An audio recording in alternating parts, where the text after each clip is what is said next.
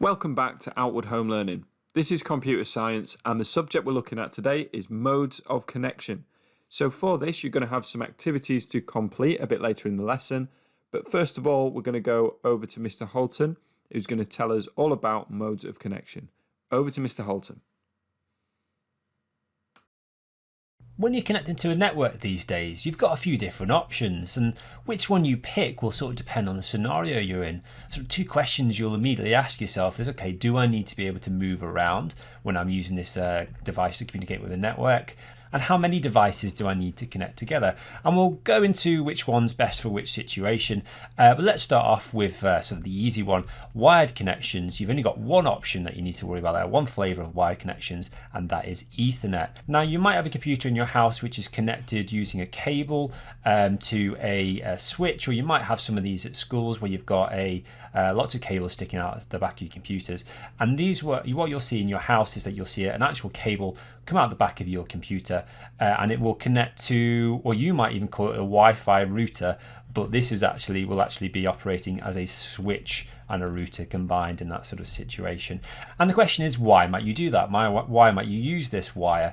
And there's straight up advantages with it. First off, it's got the highest bandwidth than any other mode of connection. Now that means if you're downloading files, it will download them the fastest, because you can have the maximum number of zeros and ones go through that wire in a second, when compared to sort of wireless options that you have. So the highest bandwidth is the first thing, and that's faster downloads. The second thing we look at is that it's got the lowest amount of interference compared to any wireless connection. Now, interference is important because when you are dealing with interference, it ends up with pieces of data going missing, this thing called packet drop. And when that happens, it slows everything down because packets need to be re-requested. So because the wire's got the lowest amount of interference, it will give you the fastest response time. Now, that is particularly important if you're doing things like playing fast games, because any time that the computer's missing some data because of interference, it has to make a guess about where another player is, and that's when you start to see them jumping around the screen. But there's a straight up massive stinking disadvantage to Ethernet, and it is all about this wire. It means that you cannot move about. It's got to be fixed in one location, and that can stop you from doing a lot of different things. So let's have a look at wireless connections now, and why you might use them, and some advantages and disadvantages of the different flavors of wireless connection. But first off, for all wireless connections, a couple of things that we need to understand. An advantage of it is that you are mobile, that you can move about, and that can give you loads of different options when communicating to a network that you didn't have before. So now you can browse the internet whilst you're walking around your house, or you can do things on a shop floor and communicate and see how much stock you've got in the back and things like that, very, very simply, and you're not tied to a computer whilst doing so. But the disadvantage is that we are dealing with interference now, much more interference. So you might have a wireless signal which bounces off a wall, comes back and interferes with a signal that another device is putting out, and that causes wireless devices to get confused and packets to drop. How much interference depends on the flavor, and we're going to talk about this in a moment.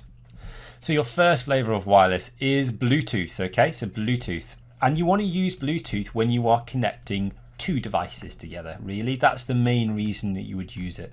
And the great thing about Bluetooth networks is that you can have many of them happening at the same location. So for example, you might have a Bluetooth speaker communicating with your smartphone, and at the same time you might have a wireless headset, for example, communicating with your PC to play some music over that. And the great thing about Bluetooth is that you can have multiple Bluetooth networks in a single location. So you can have a lot of these different pairings going on in the same physical space. And they won't interfere with each other anywhere near as much as they would do in Wi-Fi, because it uses this thing called frequency hopping. If you imagine sort of bouncing around different frequencies, different types of radio waves, it will do that to sort of like stop devices from interfering with each other. It's quite a clever sort of invention. So that is a huge advantage. Disadvantage of Bluetooth is really the bandwidth sort of idea. So you've got the lowest bandwidth when you compare it to either Wi-Fi or when you're comparing it to a wireless connection like Ethernet. And obviously it's fairly limiting because it's really designed to connect two devices together. All right, what about Wi-Fi then? Wi-Fi is when you're connecting more than two devices together wirelessly. and it's got a higher bandwidth when you compare it to Bluetooth. But its biggest disadvantage is that it's subject to the most amount of interference. Now this could be between devices on the same network, or it could be between competing Wi-Fi networks. So you might have your Wi-Fi network at home competing against a neighbour's Wi-Fi network next door. And basically what happens, because you've got so many devices and because the protocol is not set up to deal with lots of different devices, you might end up with your your phone, for example, communicating to the wireless access point, whilst at the same time your laptop's trying to communicate to the wireless access point. And if they're in the same location, this happens, the signals sort of overlap and the wireless access point sort of gets confused, okay? And obviously the more devices you've got in a small area, the more this keeps happening as they're trying to communicate with each other. So that is a huge disadvantage. So which one you pick really sort of depends on the situation. If you need to be able to move about, then you're really talking about wireless. And then if you're dealing with more than one device, then you have to use Wi-Fi. Otherwise, Bluetooth is an option. But then if you don't need to move about, you might want to consider using an Ethernet cable, particularly if you're just wanting the fastest possible way to download a file or the fastest response times for playing games. And there are the different ways of connecting to a network. So now it's time for your first task. For this task, you have to complete a sorting activity on the benefits and drawbacks of wired and wireless connections. So you're going to get 10 minutes to complete the task, and then Mr. Barnes is going to review your answers and you'll have an opportunity to make any amendments you need to make. So you've got 10 minutes, off you go.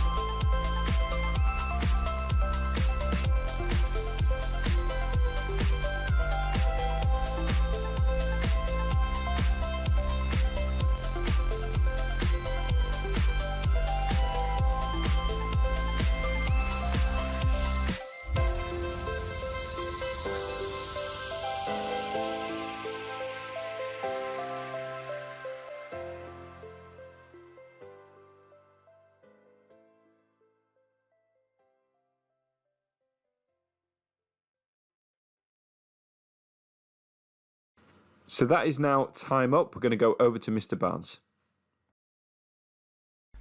So here we have an activity for the benefits and drawbacks of wired and wireless connections. It says sort the statements below, then change the colour of each to green for a benefit and red for a drawback. So we've got here faster connection speed. Well, faster connection speed applies to wired because it allows faster transmission up to and over 1 gigabit per second. Wireless cannot reach those speeds due to the fact that the data is transferred over radio waves. So that means wireless is a slower connection speed. Can be limited by interference. Well, although wired can, at very rare occasions, that is wireless, because things like other frequencies or other radio waves, anything like that, can cause limitations and interfere with the signal. We've got can cover a large area. Well, wireless can cover a large area because you're not in one fixed position. More secure. For that we have wired. It's much harder to intercept data on a wired connection than a wireless one, because you can intercept it through the radio waves. And low cost, well, that would be wireless. All you need is a wireless access point and you're good to go. So now it's about benefits and drawbacks. So let's do benefits first. So faster connection speed, that is absolutely a benefit. More secure, definitely a benefit.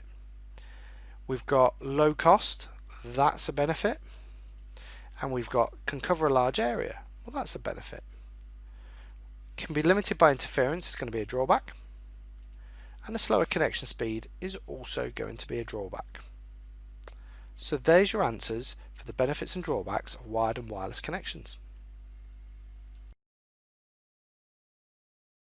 And finally, you've got an exam question to complete. This is quite a short exam questions, but you're still going to get 10 minutes just in case you need to look back over your notes to answer them. Then we will review.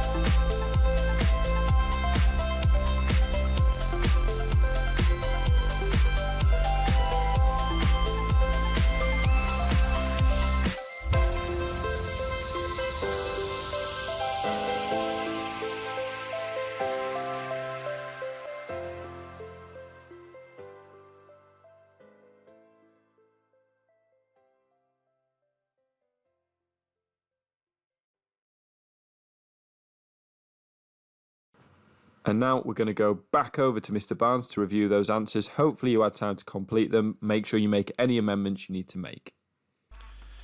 Okay, so let's have a look at this exam question as part of a deliberate practice on modes of connection. So we've got here, a house has computers in each room and a central router. Each room allows both Ethernet and Wi-Fi connections to the router. The following table has descriptions of Ethernet and Wi-Fi. Tick one box to identify if the description is more appropriate for Ethernet or Wi-Fi, and it's 5 marks in total. So let's go through it. It should be fairly straightforward. This wired connection. Well, Wi-Fi is wireless, so that means it has to be Ethernet. More likely to be affected by interference. Well, wireless signals can get interrupted by other signals, such as microwaves. Data can be transmitted at a faster speed. Well, Ethernet is a quicker method of transmission. We can get up to 1 gigabit per second, or sometimes even quicker. Wireless is not quite there yet. Or Wi-Fi. So wireless transmission then. Well, that's clearly Wi-Fi.